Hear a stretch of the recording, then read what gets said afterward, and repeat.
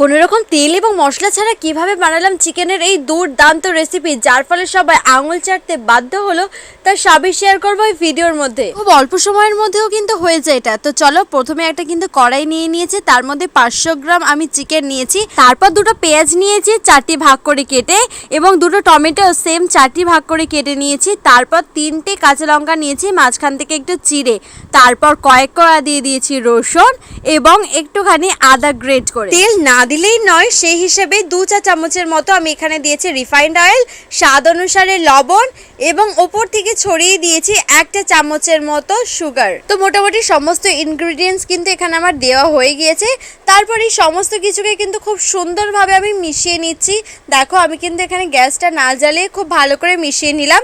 তারপর লো ফ্লেমে গ্যাসটা জ্বালিয়ে একটুখানি জাল দিতে থাকবো। তারপরেই দেখবে নুন দেওয়ার কারণে একটু একটু করে জল ছাড়তে শুরু করেছে মাংস থেকে। তো খানিকটা ওখানে ঢেকে আমি রেখে দিলাম। অপর প্রান্তে আমি ভেজে নেব গরম গরম তেলে কয়েকটা আলু। এই রান্নাতে তোমরা আলু ব্যবহার নাও করতে পারো, বাট আমি যেহেতু এটা ঝোল দিয়ে খাবো এবং প্রত্যেকটা রান্নাতেই আমার আলুর দরকার, সেই জন্য কিন্তু আমি আলুটা আলাদা করে ভেজে নিয়েছি। তোমরা চাইলে এটা নাও দিতে পারো। তো দেখো, বেশ খানিকক্ষণ ধরে নাড়াচাড়ার পরে এবং গ্যাসে থাকার ফলে দেখো জল বেরিয়েছে মাংস থেকে। তো যখনই বুঝতে পারবে এরকম জল বেরিয়ে আসছে, তখনই বুঝবে যে এবার আমাদের জল দেওয়ার সময় হয়েছে। আর এখনো পর্যন্ত কিন্তু গ্যাসের ফ্লেমটা লোতেই আমি রেখে দিয়েছি। তারপর দেখো, ওপর থেকে আমি দিয়ে দেব 2 গ্লাসের মতো জল। দেখো, রান্নাতে কিন্তু মেজারমেন্টটা খুবই প্রয়োজনীয় একটি জিনিস। তো এখানে আমি 2 গ্লাস জলই ব্যবহার করেছি, তোমরাও সেটাই করো।